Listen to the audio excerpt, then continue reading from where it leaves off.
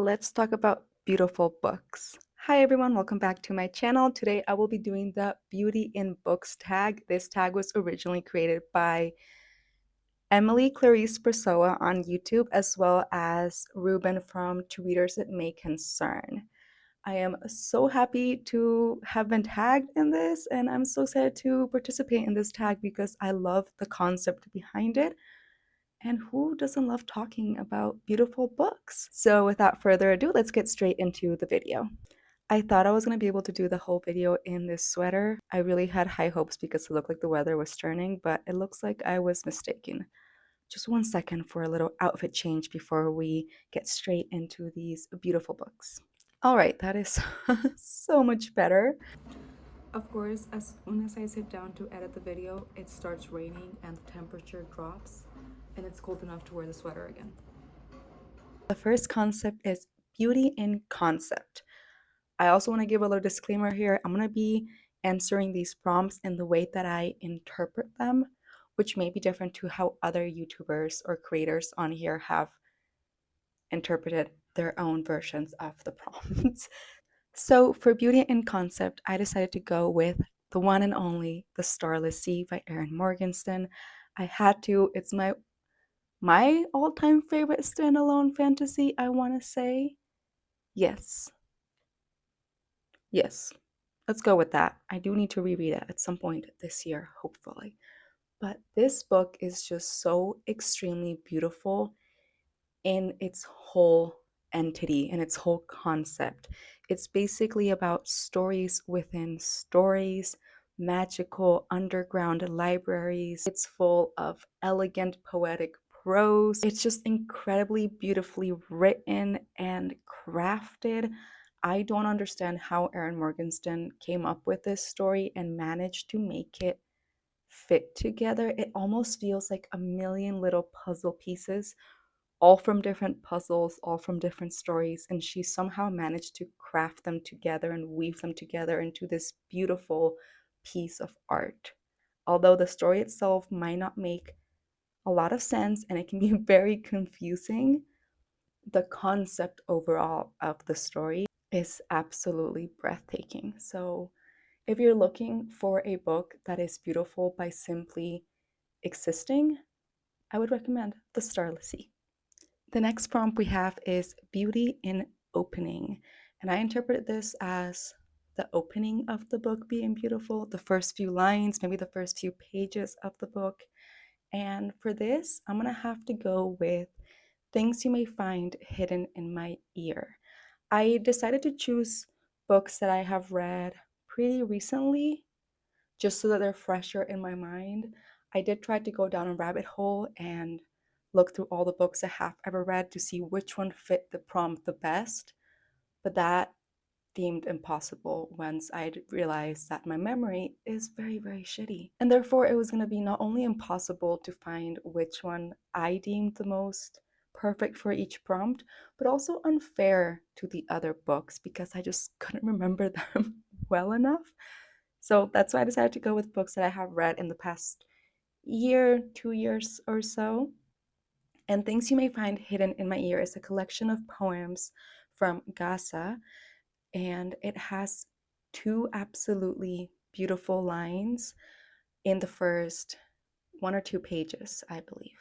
The first one being, and bear with me, I'm not very good at reading out loud. I will also put the quotes on the screen just so that you can hear them in your own mind in a hopefully more beautiful way than how I'm expressing them. Knotting poems from shards of glass, concrete, steel bars isn't easy. Sometimes my hands bleed. My gloves get burned every time. That is how the book starts, and I'm getting chills just thinking about it. It's so beautifully written and just so powerful. I need to reread this book for sure, and I'm hoping to get a physical copy of it. I also believe this book deserves so much more praise and recognition than what it has gotten so far. It was released in April of 2022 and it only has about 2,400 ratings on Goodreads. So please read this book. Please, it deserves so much more recognition as well as the author. I'm just quickly checking to see if he has written anything else. It looks like he has 2 other collection of poems, which I'm going to be getting my hands on as soon as I can.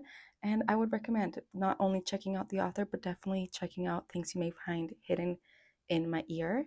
The other beautiful quote from the book I think this one's a page, maybe page 2. Borders are those invented lines drawn with ash on maps and sewn into the ground by bullets. If you find those 2 quotes as beautiful and as devastating as I did, then I would definitely recommend checking out this short collection of poems from Gaza by the author, which I will have on screen because I don't want to mispronounce his name. Also, I keep looking over here, it's because my notes are here. But the next prompt is beauty in character.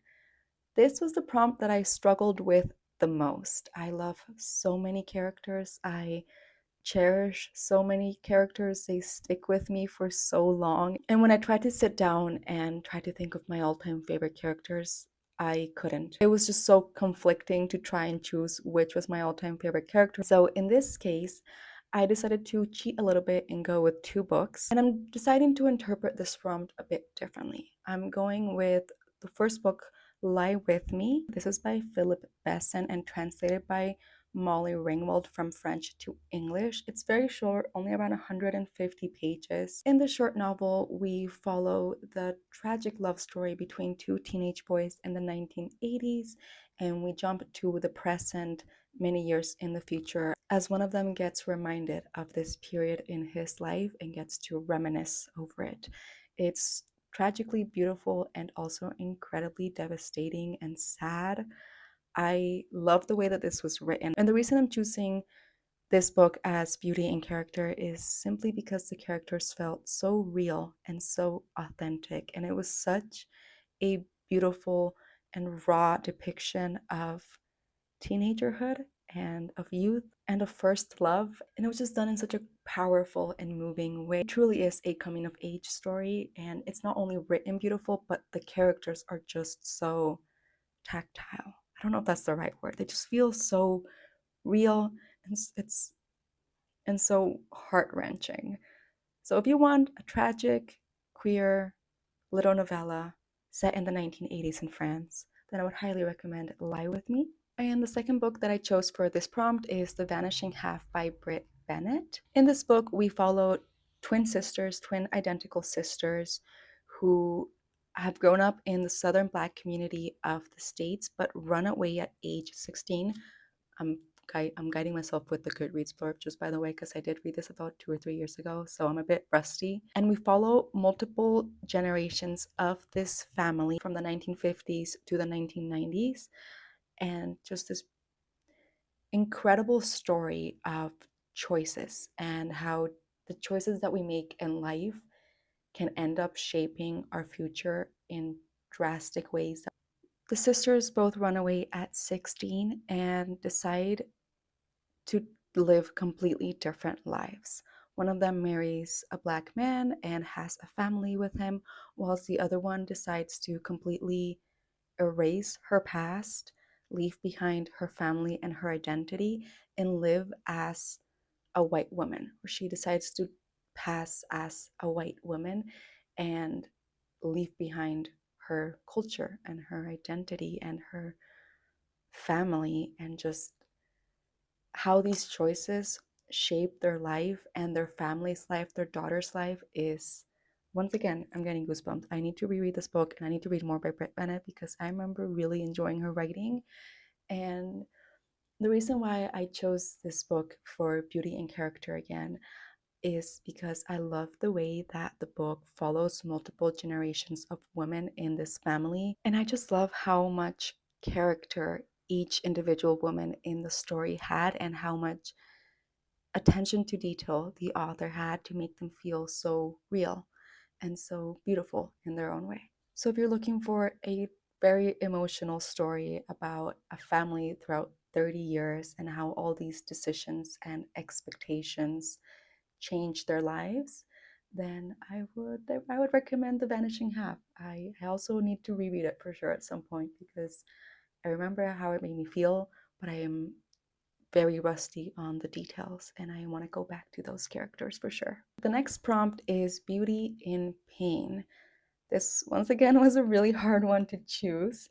I ended up going with Open Water by Caleb Azuma Nelson. This is an incredibly beautiful and impeccably crafted novel. It's only 145 pages and it's a debut novel. This was his first book, which blows my mind. To have the amount of talent that Caleb Azuma Nelson has, for this to be his first book is astounding. And if I could ever achieve to have an eighth of his talent when it comes to writing, I will be happy. I loved his writing. It was so unique. It was my first time ever reading a book that was written in second person. So it's instead of he did this and this and this, or I did this and this and this, it's you did this and this and this. And it gives it a very unique feeling because you are living with the character. It makes you feel so much closer to the story and present in the story. It took me a little bit to get into it, but once I did, I devoured the book and it devastated me. It's incredibly sad. We follow two young people in South London. Both are Black British, and we follow their struggles to belong as artists, to belong in each other's lives, to belong in the city that both celebrates and rejects them because they have won scholarships to these private schools. She is a dancer and he is a photographer, and these schools are celebrating them, but then at the same time rejecting them. And the way that they're being celebrated feels very uncomfortable. It's tender, it's tragic, it's beautiful, but it is very painful to read. And the way that it depicts love and falling in love with someone and finding a person who you're meant to be with, but circumstances keep pulling you apart. And I want to quote what the blurb says right here because I feel like it phrases it perfectly. Open Water asks what it means to be a person in a world that sees you only as a black body, to be vulnerable when you are only respected for strength, to find safety and love only to lose it. With gorgeous, soulful intensity, Caleb Azuma Nelson has written the most essential British debut of recent years. I I couldn't say it better than that. It is truly a masterpiece, and I'm so excited to read more of his work. I would recommend reading trigger warnings before going into this book, but I think it should be an essential read. I think this is a book that can be studied in schools, and I honestly believe it will become a modern classic because it's so uniquely and beautifully crafted. The next prompt is Beauty in Incompleteness. And for this one, I chose a very recent read. My heart belongs in an empty Big Mac container buried beneath the ocean floor. I'm sure you're all tired of hearing me say that title. This book is coming out later this year, November 19th of 2024. And the reason why I chose this book for Beauty and Incompleteness is because it's one of those stories where you don't really get a beginning, middle, or end. You are thrown straight into the main character's head and his thoughts and his train of thoughts and his dreams and his fears and his memories. And it's very messy. It's woven in such an intricate way. You're thrown into the past and the present, and you don't really know where you stand at any point in the book. It's hard to grasp which parts are real or true to the story and which parts are more metaphorical. And it was just one of the realest portrayals of a character that I have ever experienced with, and yet we don't really get much. And the book ends in a way that feels very open, very incomplete, very vague. There is a hint of hope at the end, but you're not really given much. You're left grasping for answers and for a conclusion or for a finality that I was hoping for, and it's just not there. And in a way, it makes it feel more real.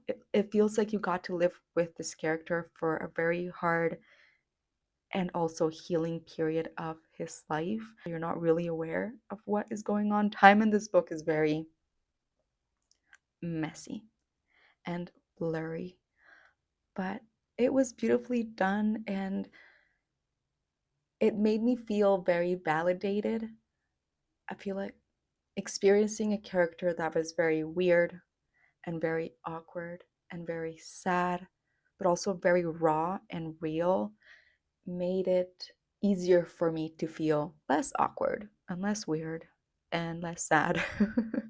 And so yeah, I think this book, although very bizarre, it fits the prompt perfectly because it was, in a way, very incomplete and yet beautiful for that. Next, we have Beauty in Place. And for this one, I'm going to have to go with The 10,000 Doors of January. This is a book by Alex E. Harrow, one of my all-time favorite authors. And the reason why I chose this book for this particular prompt is because you get to travel with January, our main character, to so many beautiful, magical worlds. We follow our main character, January, who is I don't want to give any spoilers. She one day stumbles upon this book which talks about other worlds and how to open doors to other worlds. And it ends up leading her on this beautiful magic adventure between worlds and the power of stories and the power of words. And it's just so beautifully described. The atmosphere and the setting of this book feels so nostalgic in a way. How to describe this? It's almost like an homage to childhood and to that creativity and imagination that you have as a small child, where you're able to bring your imagination to life and you're jumping from furniture to furniture, and because the floor is lava and the floor is lava when you're 5 years old, or you're playing mermaid when you're swimming in the pool and you believe you have a tail, or I don't know, like I remember being 6 years old and speaking with fairies. They were real to me at that age, and it's kind of sad that you end up losing that imagination as you grow up. And this book was able to bring me back to that same feeling, or that nostalgic feeling of just the beauty and the magic in the world all around us that we end up losing as we grow up. And for that reason, I have to thank Alex E. Harrow for just doing such a good job in writing this book and being able to give me that feeling. So if you want a book that is just beautifully set and you can picture the different worlds, you can see the magic, you can walk through those doors to other worlds with January, then I would recommend The 10,000 Doors of January. Just to say one last thing about this book, I'm going to read a review by one of my favorite YouTubers on here, Elias. He said, "The Starless Sea met Inkheart, fell in love, and had a baby." And yes, I truly agree with that. It's a beautiful way to describe this book. It truly is a mix between The Starless Sea and Inkheart. So if you have read either of those books and you enjoy them, you would definitely enjoy The 10,000 Doors of January. The next prompt we have is Beauty in Time. I'm choosing to interpret this prompt by choosing a book that centers around time, and specifically time travel. So of course, I'm talking about This Is How You Lose the Time War. This is a dual author short book again. I think it's only about 200 pages, and I read this in 2022. So once again, I'm a bit rusty. I want to guide myself a little bit on the blurb. But from what I remember, we follow two agents on opposing sides of a war that has been going on for centuries, and they are writing letters to each other. It's one of those books where you can tell that there are two authors, but it's done in such a beautiful and perfect way. They were meant to write together. The love letters that these two women write each other, I feel like we all need to raise our standards to these love letters because it's just gorgeous. And the sci-fi and fantasy aspect of this book is so unique as well. From what I can remember, there's a point where one of them writes the other a love letter and somehow encapsulates the letter in the seed of a tree, and therefore the letter won't be legible until the tree has fully grown, which will take hundreds and hundreds of years, and then cut down to reveal her message written in the rings of the tree, which is just so romantic. I it really is one of the most well done enemies to lovers out there.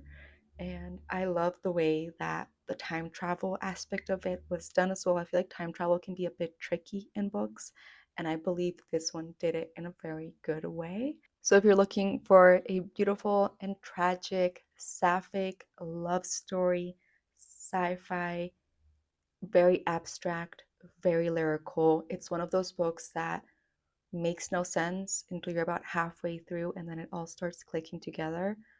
I would recommend This Is How You Lose a Time War. The last prompt we have is Beauty in Catharsis. And for this one, I chose Grief is a Thing with Feathers, written by Max Porter. In this book, we follow a husband, a father, and his two children as they process the grief of having lost the mother in the family, or his wife. Grief in this book is symbolized or personified by a giant crow, and he is both the antagonist of the story as well as the protector and the healer. It truly is a book about the process of grief and coming to terms with it, how it's not something that you can simply move on from, or you will wake up one day and it's gone. It's a lifelong process, and the book depicts it in such a unique way. And I really enjoyed the way that grief was depicted as this crow that was a comfort in some ways, and then the villain of the story as well, and how real that felt. The way that it's written is very unusual, and it was very hard to dive straight into the story or get used to the narrator, specifically the crow narrator. But I appreciate it for what it is, and I think it's done in a very creative way. So if you're looking for a book that discusses grief in a very unique and unusual way, then I would recommend Grief is a Thing with Feathers. And just to end this video on a bit of a lighter note, I'm going to go ahead and add a prompt to the tag myself, Beauty in Youth. And with this, I want to take us back to very young adult or middle grade books, and just give a bit of a shout out to beautiful books that maybe aren't talked about as much in the book community online, because we're mostly discussing young adult, new adult, and adult books. But let's not forget that there are some beautiful books out there that are targeted towards younger audiences but can still be enjoyed by adults. So for this prompt, I'm choosing The Apothecary by Maylee Malloy. This is a trilogy. My little sister got them gifted by her best friend, and I believe these are maybe targeted more towards middle grades, very young adult, 12, 13, 14, 15 or so. We follow our 14-year-old main characters, Janie and Benjamin. It's a book full of adventure and mystery. Benjamin's father gets kidnapped, and both Janie and Benjamin have to discover what is going on and rescue him, and all they have is his apothecary's sacred book, which may or may not have a couple instructions on magic spells or magic potions that will help them achieve their goals and rescue his father, and just takes you down this rabbit hole of adventure and love and friendship. And I love them. I just hold them in such a special spot. So, yeah, if you're looking for a very lighthearted, young adult, magical, adventure, little love story trilogy, then I would recommend the Apothecary trilogy. So I think that's that on that. I once again want to give a huge thank you to both Emily and Ruben for creating this tag, and I encourage you to check out all the other creators on here that have already done the tag. They all have amazing book recommendations in there, and I've added so many of them to my TBR already. So yeah, thank you once again, and I hope you're having a beautiful day wherever you are. I'll see you in my next video.